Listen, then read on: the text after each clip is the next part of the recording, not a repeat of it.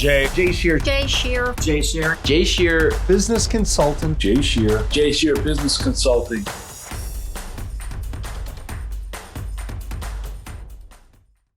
Hey, everybody. I'm Jay Shear with Jay Shear Business Consulting. We build solid foundations for service-based businesses to grow and scale and achieve the results and success they deserve. And you've joined Business Minds Coffee Chat.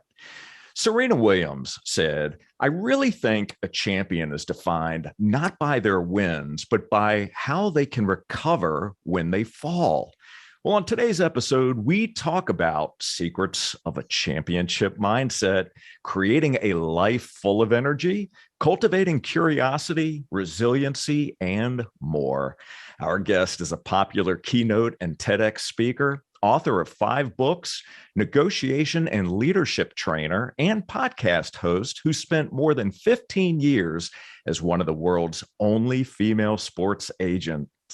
Hailed as the female Jerry Maguire by CNN, she recruited and represented hundreds of sports' biggest names, including Hall of Fame pitcher John Smoltz, PGA Tour golfer Matt Kuchar, broadcaster Aaron Andrews, and basketball championship coaches Tom Izzo and Doc Rivers. Her insights have been featured in prestigious media outlets such as ESPN, CNN, Forbes, Fast Company, and Sports Illustrated. Please welcome the trailblazer who is inspiring audiences to unleash their limitless potential, Molly Fletcher. Molly, it is great to see you. Thank you so much for being here today. It's a pleasure to be with you too, Jay. Thanks for having me. Business Mind Coffee Chat. I'm excited. Absolutely, as am I. So let's dig right in. There's so many different areas that I'd love to cover with you. So let's start with taking us back a bit and sharing some of your origin stories. So take us back and share with us some of the lessons that you learned early on in life that helped shape the person who you've become today. Sure. Well, Jay, I grew up with 2 incredible parents in Lansing, Michigan. I have twin brothers that are 5 years older than me.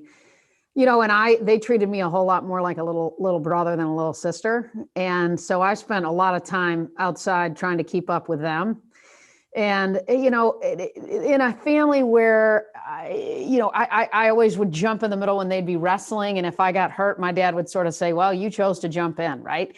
So, my father was a pharmaceutical sales rep and worked out of the home and was very present in our lives. And then my mom was a speech pathologist. And so I think the combination of the love, of the support, but also the competitive environment at some level with my brothers, probably just between sports and trying to get a word in and stay alive and keep my head out of the toilet from swooshies. I think all of that made me, maybe tough at some level in kind of the least toughest way you could think of, right? From the perspective that I certainly am very blessed and very fortunate. So I came from an environment like that. So it was an environment that I'm so grateful for. And one, my husband and I try to emulate with our daughters and our marriage and our family in so many ways. So as a pharmaceutical rep, what were some of the things that you learned from your dad that you carry with you, whether it's lessons about building relationships and rapport, hard work, discipline? What were some of those things that were most meaningful to you? Yeah, for sure. A couple things. And yes, thank you for sort of re-asking that question. You did a good job there.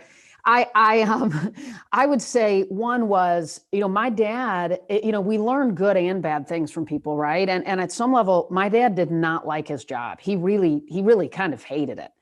And I saw that and I thought, boy, but he always was able to park it and love us and be present and, get it done. And he needed to help support our family. But what I saw at some level was, I don't want to do that. I want to love what I do.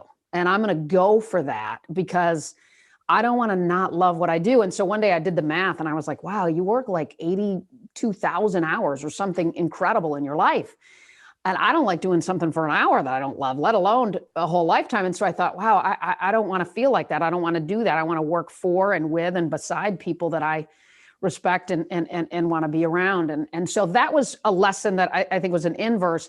But he was also a guy who, he has an incredible EQ. He's very, very, he has an incredible sense of how to connect with people.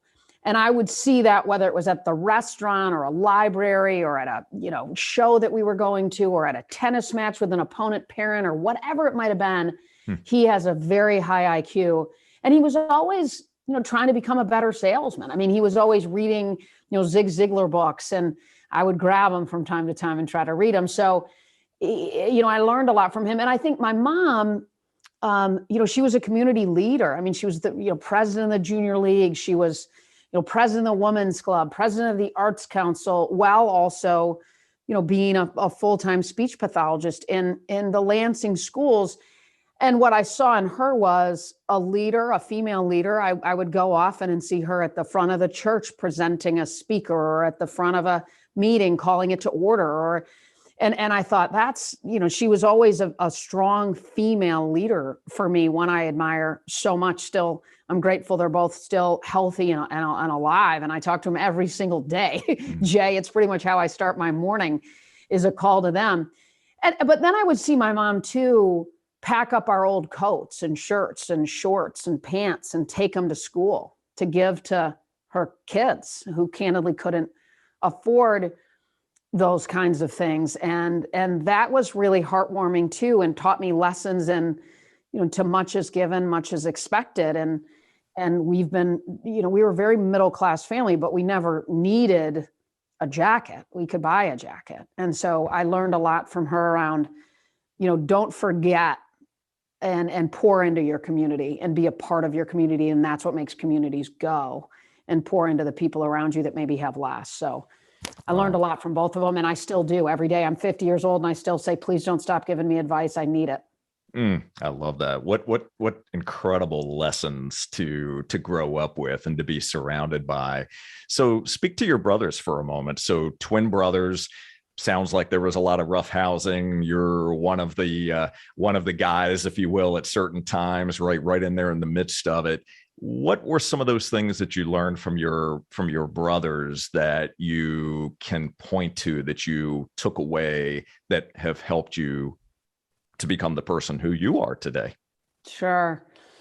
They're both airline pilots now. One was a fighter pilot and one flew heavies in the Air Force. And, my dad, as he says, flunked out of flight school. And I think he thought, well, these boys can maybe do this. And I didn't. And so I learned, from them,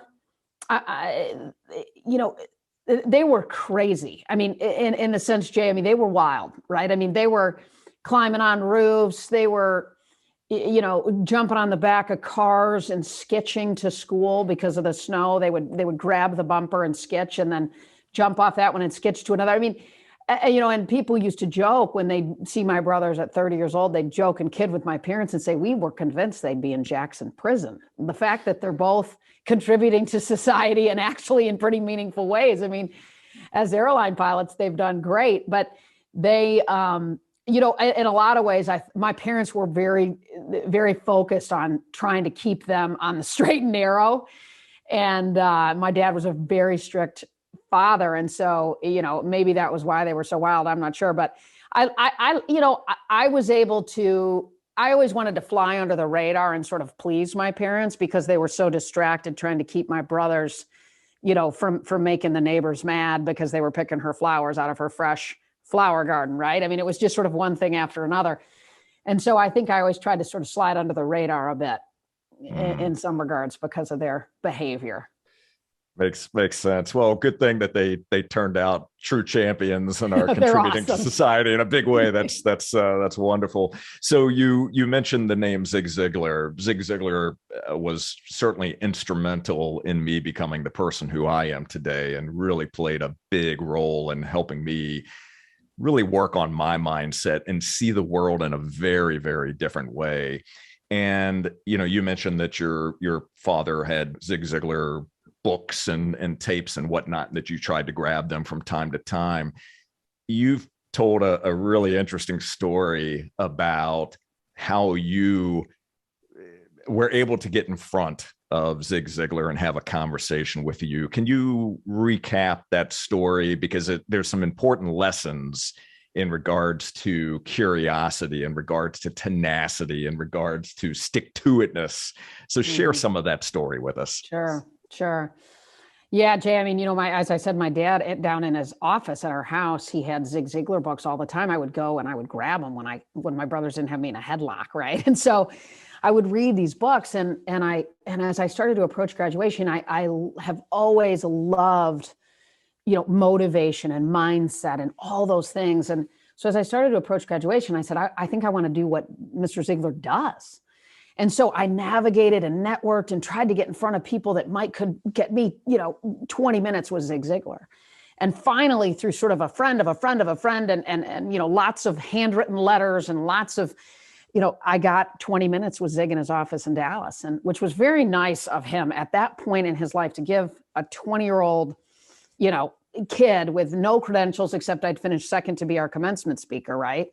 And 2 people tried out. I think I shared that. So he spent time with me, and I said, I want to do what you do. And he very kindly, wonderfully kind man leaned forward and said, that's awesome. But first you need to go out into the world and do something.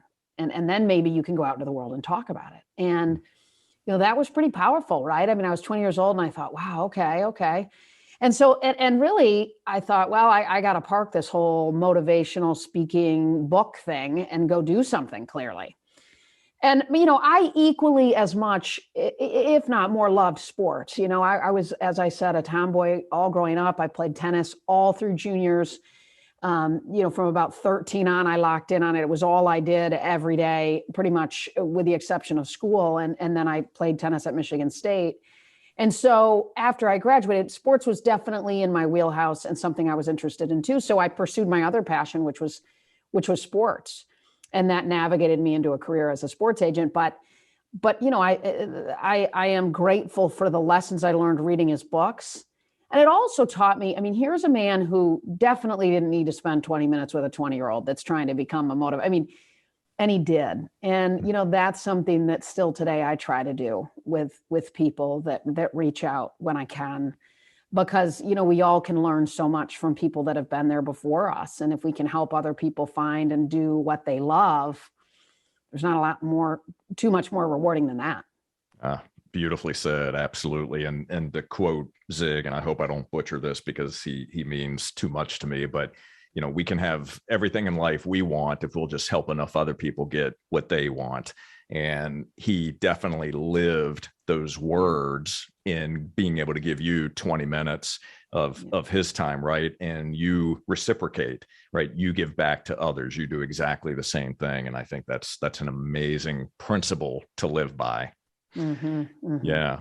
So what is something that you believed about yourself early on that you discovered later wasn't true? Wow. What is something I believed about myself that I discovered wasn't true? Boy, I would say, I think about a question like that in categories, right? So I think so often, like I do a check-in with my team every day or every Monday, and I ask them to check in mentally, emotionally, physically, and spiritually. And so I think about it in those categories. I would say mentally, probably, Jay, I didn't think I was very smart. I had to study really hard in school. I always put in the work, and I had good grades, but I took a lot more effort than I think maybe others did, or at least that they positioned that they did, And I never tested really well on standardized tests. And I thought that could be a handicap maybe for me, a gap, a problem per se. And I did, I always had great grades, but it was because I worked really hard. I graduated with high honors from Michigan State, but it was because I spent a lot of time in the library. And so I would say I probably believed that I wasn't very smart. And the older that I've gotten, I've realized that There's definitely gaps, obviously, but I think I'm smarter than I gave myself credit for as a kid. Yeah, thank you for sharing that. And also thank you for mentioning the word identifying those gaps, because you talk about those gaps today in the work that you do, and being able to identify what those gaps are and fill those gaps, right? Because we all have blind spots. We all have those areas that we don't even necessarily recognize ourselves, or maybe we think something about ourselves, like you making the comment that I don't think I'm very smart, but that wasn't really the truth, right? That wasn't grounded in reality. So learning a new skill set, right? Knowing that you can accomplish anything that you put your mind to, if it's important enough to you, is an amazing thing for us to all realize. Sure. So I'm curious, how did you transition? So you're playing tennis for Michigan State, you graduate college. How did you actually get into becoming a sports agent? Sure.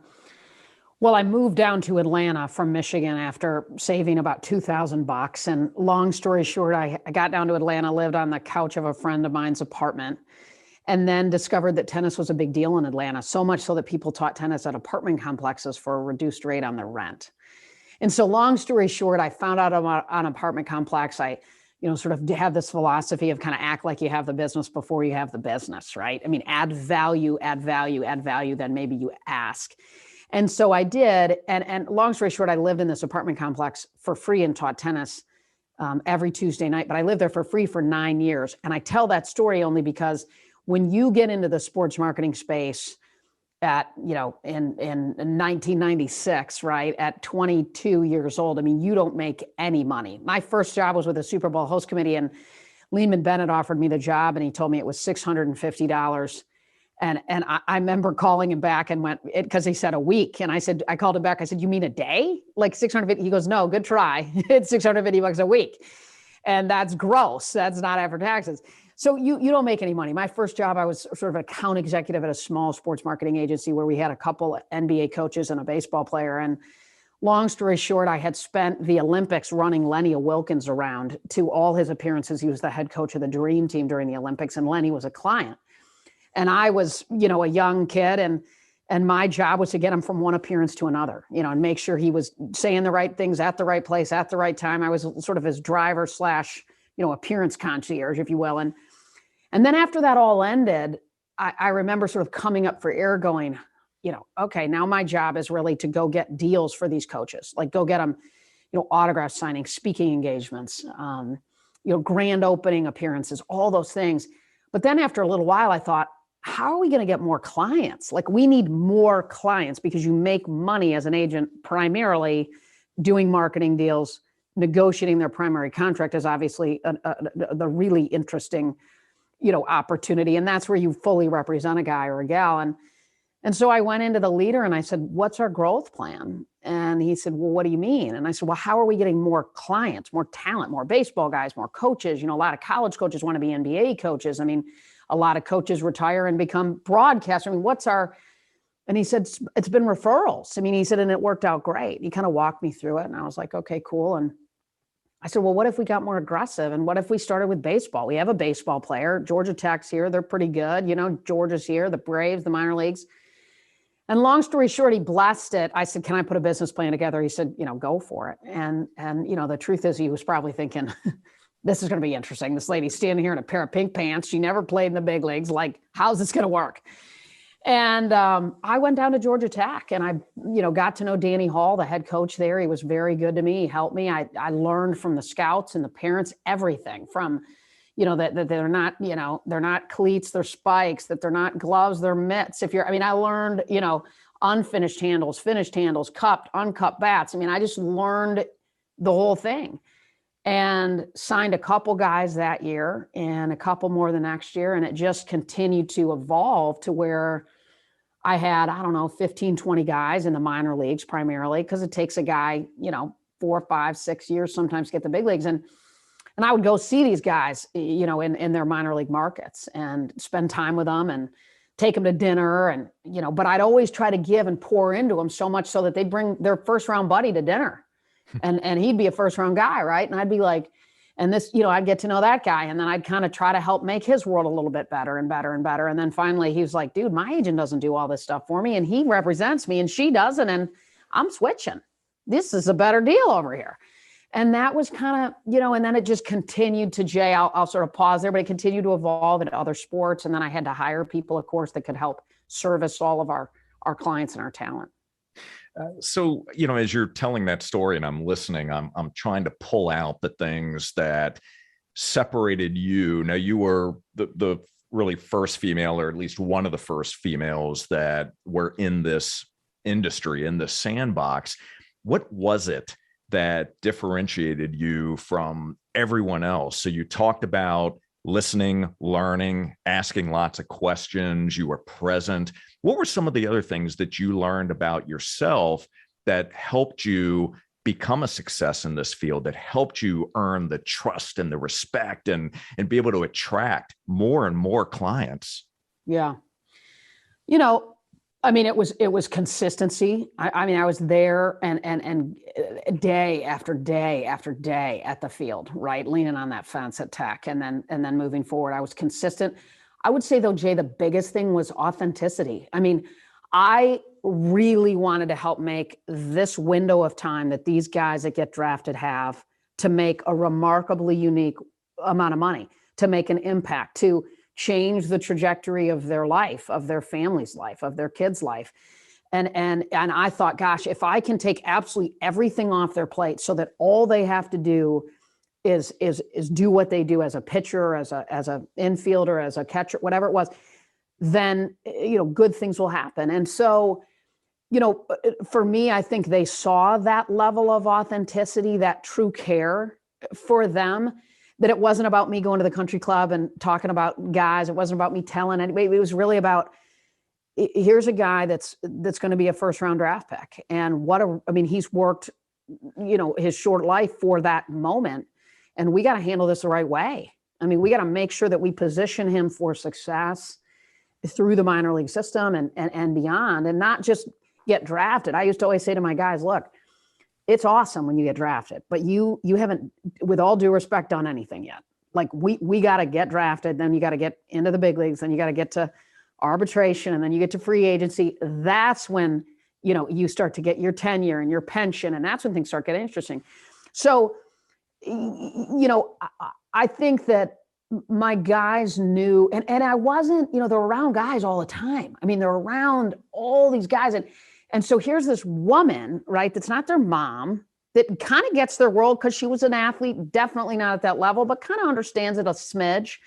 And she's not my sister. She's not my mom. She's not my wife. She's not my girlfriend, but she's different than all these guys that I'm hanging out with all the time. And she cares. And I think she knows what she's talking about. Like, this could be interesting. So I think those were the reasons maybe that it worked, particularly initially, and moving forward, no doubt. But then I had to obviously, continue to scale and grow and put the right team around me to make sure that we could pour into these guys and gals inside of this really short window of time that they have. Yeah. Amazing.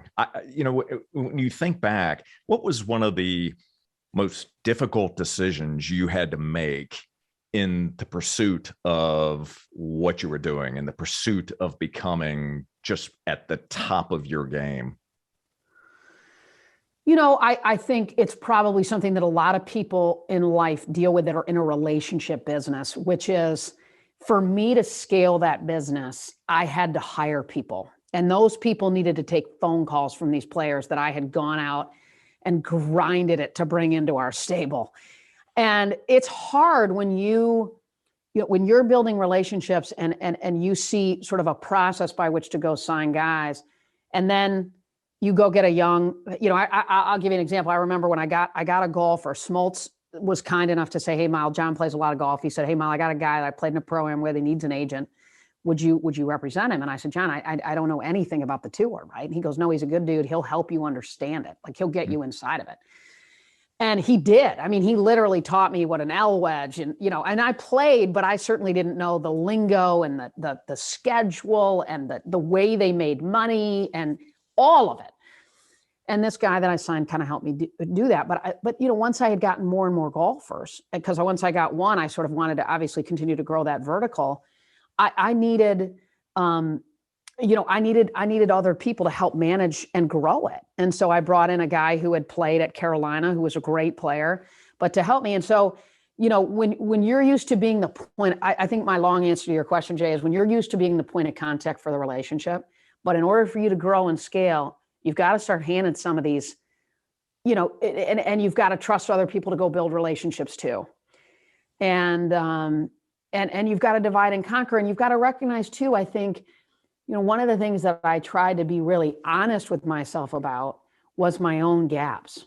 And, I didn't play in the big leagues. I didn't play in the minor leagues. I didn't know what it was like to be on a bus after going 0 for my last 16 and going from Eugene, Oregon to Texas to play in another minor league game making $8,000 a year.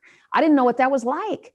So I had to go get guys, literally, that had done that could help have a little bit of a different conversation than I could have. I mean, I spent 80% of my time talking to my guys about, I always tell people that want to be sports agents, go study psychology, right? Because that's really what it is. I spent 80% of my time talking about that, but I needed somebody that when they called up frustrated that they were in the 4-hole instead of the 2-hole or the 1-hole, they could have that conversation better than me. They could understand why, a manager called a double switch in the bottom of the 6. I didn't know those answers, and I couldn't even begin to get there. And so that was hard to put people around you that are servicing these relationships in a way that's different from you and in a way that you can't. It creates a little bit of vulnerability. But if you keep your customer, if you will, at the center of your decision-making, then good things will happen, right? Like, to me, it was at the core saying, it is not about me. It's about, if we can, it's a little bit of your Zig Ziglar line, right? Like, if we can make them successful, and if that means putting other people around me to help do that, then good things will happen. Good things will happen for them. Good things will happen for my agents. Good things will happen for us, all those things. So, great leaders, I believe, we have to, check ourselves and recognize our gaps, and then have the courage to be vulnerable and close them, even if it positions you in a more vulnerable position, but yet it services the client better, then that's the right move. Wow. So much packed in those statements. I love that. And so well said too. I can share with you, and I've been open about this on this show throughout my 32-year corporate career in various leadership roles. One of the things that I had the most difficult time with was my ego, just getting out of my own way and allowing others to shine, realizing that leadership, it's not about you as the leader. It's about developing other leaders. It's about creating a space where others can be successful with the customer at the center of all of that. So well said on your part. Thank you for sharing that. So I'm curious, with all of the different individuals that you've worked with, all these different clients over the years, when you think about a champion's mindset, what are some of the characteristics that you found that were common through lines? Share some of that with our audience. Yeah, and I feel very blessed, Jay. Because for 20 years, it was a front row seat to peak performance. It was watching the way that these Hall of Famers, all-stars, world championships, coaches, the way they prepare, the way they recover, the way they deal with change, the way they deal with adversity, injuries, all of the things. When I had 300 guys, you got them all getting up every day, living their lives. Guys are getting hurt every day, traded, released, fired, hired. It's constant. And so, but I would say, and so there was a lot of things, right? They were curious. They had a limitless mindset. They managed their energy more than their time. But the one thing that they all did incredibly well is the best ones. The good ones, I would always say, kind of focused on the competition, right? They were locked in on the competition. But to me, the great ones, the best ones, They were focused on how they could get better every day. They didn't spend a lot of time worrying about the other guys. Now, they had an awareness, sure, if there were trends or tools or systems that somebody was using that, man, I might be able to pick that off and use it. It might make me better. But at the end of the day, that wasn't what they were focused on. They were focused on internal out, right? How do I wake up and get a little bit better than I was the day before? And, on my podcast, Game Changers, and it's what I consistently hear from the best is this just I've never arrived mindset. I mean, it's this mindset of, they're really grateful for where they are. They're very appreciative of where they are. They've enjoyed but they're not done. They're just not done. And that's what I love about, Tom Brady, unbelievable, right? 199th pick in the draft. This guy's not supposed to be this good. But Brady, he'll hand over anybody exactly what he does every day, what he eats, how he sleeps, all his everything. Nobody has the discipline to do it.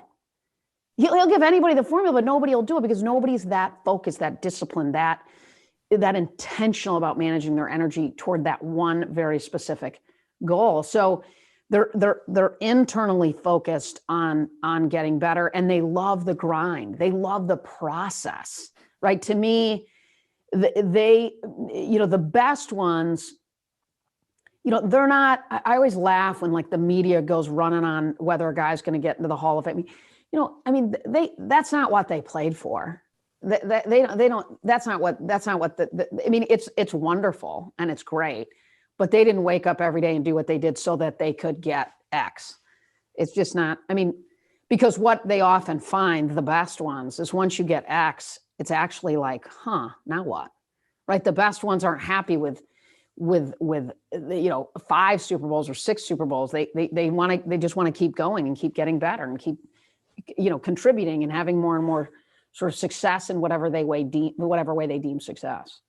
Yeah, that's such a relevant point. And like you, that's something that I tend to hear time and time again, that it really is about the process. It's about always looking for ways to be able to improve, to get better, to identify those gaps, as you so well put it. So when you look at your own career and the things that you're doing today, what are those areas that you're looking to improve upon? What are those things that you're looking to do so you can up your game, to continue to improve and become the absolute best version of who you are? Sure. Well, I think about that in a couple of different ways. One is, my personal mission statement in life is to lead, inspire, and connect with courage and with optimism. And so everything that I do, I try to filter through that lens, right? Is this an opportunity to lead, inspire, and connect with courage and optimism? And I take that purpose statement and I filter it through every role in my life, right? As a wife, as a mother, as a sister, as a daughter, as a parishioner, as a business owner, as a leader, all those things. And I think one of the things that I'm consistently striving to do is to live into that purpose in every role as the very best version of myself, in each and every one of those roles. And to also be hard on myself in that journey, but have that right level of gentleness too, right? Because, sometimes I absolutely love, I speak 80 days a year, right? To opening and closing conferences, sales teams, and I love it. But when I'm doing that, I'm not on a walk with my husband. When I'm doing that, I'm not on a walk with my kids. And so you have to balance those things effectively to ensure that you keep that lens focused on the things that matter most, on filling up your cup enough that you can use what you filled it up with to pour into the people in your life who matter most. Beautiful. Well, that ties in perfectly with your most recent book, The Energy Clock, which I happen to have a copy right here, plenty of earmarks in it.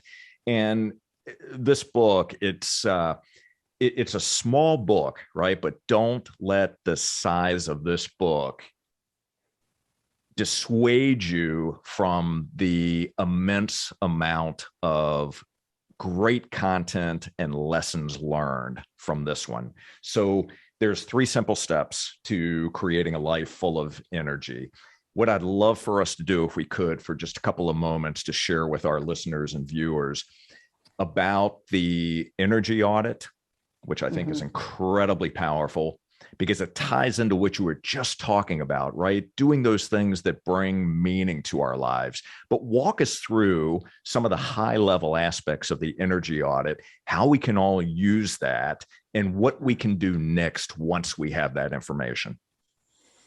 Yeah, no, I appreciate it. I'm glad you enjoyed the book. I mean, to me, it was a book that really was a result of a lot of mistakes, Jay, that I made in my own life, right? Where I found myself exhausted and drained and not with the amount of energy that I needed for the things that mattered most.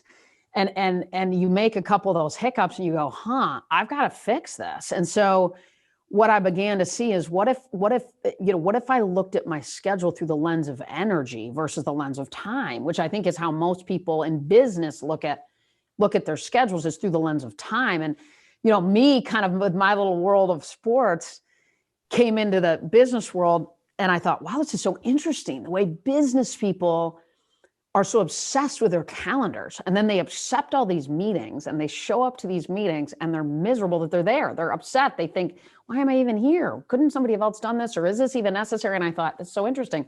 And part of it was, Jay, because I remember, and I'll get to the audit, I remember sitting with Matt Kuchar, who's out on tour still, and we sat in the office at the end of every season, like in November, December, we'd sit and we'd look at the following season's tour schedule. And we would say, okay, we want to play 30 tournaments. Where have we made the cut before? Where have we won before? What courses fit the game of Matt's best? All those things. When are the majors? How do those play into our schedule? But what we did was we said, okay, we want to back into his schedule based on ensuring that he peaks for the right tournaments, that he gets into the majors. And so how do we then plan his schedule accordingly?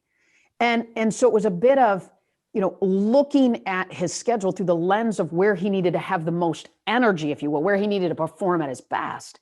And to me, it was so counterintuitive the way sometimes business people look at their schedules. So I say all that because I am so passionate about the fact that I think, the best athletes in the world ask themselves this question. They ask themselves, not where will I spend my time, but they ask themselves, where will I spend my energy? Serena Williams isn't worried about where she spends her time. She wants to spend her energy on the things that matter most, that are going to drive toward the performance that she needs to ensure will be optimal at the most important times in her life. And so, and that's the lens that athletes think about, look at things through. So the audit is an opportunity for all of us to pull back and say, what are the things in your life? And for people listening, I encourage you to literally make a list of all the things in your life that are just complete drainers, right? Like you see them on your calendar and you just are like, no, like the blood's rushing. I mean, you're just like, you see them and you just go, great, how long is this? And you're just exhausted when you see them. Who are those people? What are those behaviors? What are those meetings? What are those things that just drain you when you see them? And what we want to do with those things is we want to minimize them. We want to delegate them. We want to assess if they're even necessary. We want to, is there an opportunity to be more efficient with those? And we want to manage our calendar appropriately against those things, because what we can't do is have a week, we call these reds in the book, of all these drainers back to back to back to back. You want to make sure that if you've got like a day of a bunch of reds, protect, at 4 o'clock or 5 o'clock, try to protect a walk outside, or throw mini breaks into your schedule and in between all these things that are drainers in your life. But we want to think about the things that drain us, and then we want to be intentional about minimizing, delegating, removing, et cetera. And then we want to identify the things that give us energy, right? Like, what are those things that just light you up, that you see, that you do, that you just love? We want to make sure that those things are on our calendars too, and protect those things. And so, people that go through our Energized Leader training program, we have an 8-hour program against this, they leave with a fully baked calendar for the next 30 to 60 days that's protecting the things in their life that matters most, that's being or delegating the things that aren't. So you put the things that energize you, and you want to protect those. You want to identify things, because what we can't do, Jay, we can't wait for the the 1 week vacation in 4 months and think that that's going to refuel us. Oh, but when I go on that vacation, that's not sustainable. Like, so I would encourage people to identify things that take 2 minutes that give you energy, things that take 5 minutes, things that take an hour, things that take a weekend. What are those things that give you energy? And then you've got to go into your calendar and protect that time. And, we have these folks, and we call these greens in the book, right? So we have folks, all over the world with greens and reds in their schedule. And, for me, like, things that give me energy are, working out, walking, being with my girls, being with my husband, taking the dogs for a walk, whatever it might be. I make sure those are in my calendar every single day, and they're known as things that you can't go get. You can't schedule over them. You can't schedule meeting over. And there's maybe some people listening go, well, good for you. I don't have the ability to, control my schedule quite like that. I would just encourage you. We all have time for 2-minute breaks. We all have, we've got to make sure that we protect the things that give us energy, whether they're short or long. Otherwise, it's just not sustainable. And I think this is such a big issue, Jay, now with COVID, because people from everybody that I, talk to with keynotes and all that, they're working harder, longer, differently than ever before. And, it was sort of fun for that first month of COVID, right? We were all like grooming our own dogs. We were playing Yahtzee at the kitchen table and stuff. And after about 30 days, it was like, okay, this is good. Like, I'm going back to the office, and it's been a long time. And so it's more than ever, it's so important that people do that. So identify the things that drain you, identify the things that give you energy, and then identify the things that are sort of neutrals. They don't get you going. They don't really drain you. Could you be more efficient there? And the thing to recognize are the things that are neutrals. They have the opportunity to become drainers if we don't manage them well. They also have an opportunity potentially to become energizers if we can be maybe a little bit more efficient with them. So good. And for all of you that are watching and listening right now, we're going to link to purchase a copy of the Energy Clock.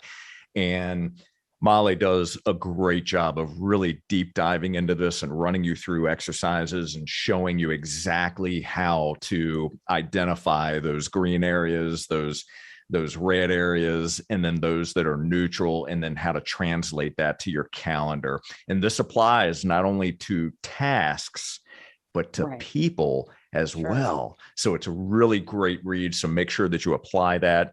We are also going to link, Molly, to all of your social handles, to your incredible TEDx talk, which is wonderful. Everybody definitely needs to watch that.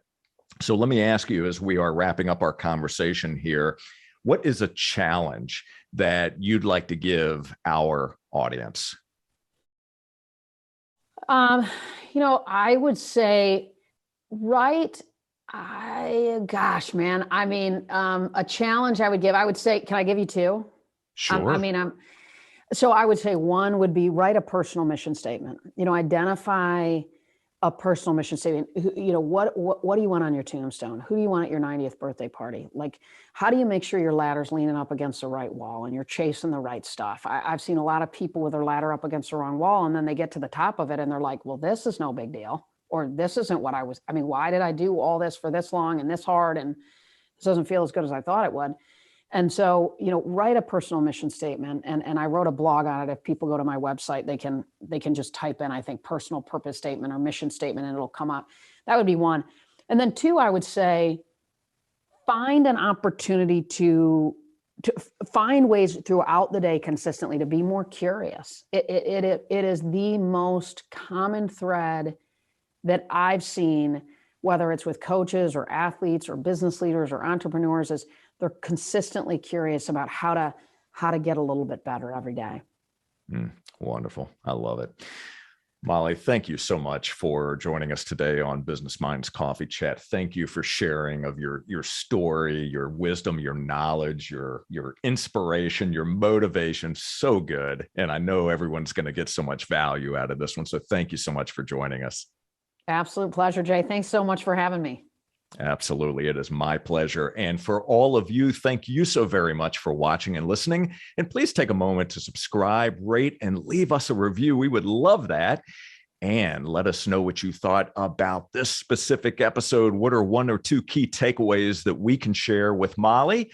And to enjoy more episodes and to learn how Jay Shear Business Consulting can help build a solid foundation for your service-based business, all you have to do is visit jayshearbusinessconsulting.com. And until next time, keep learning, keep growing.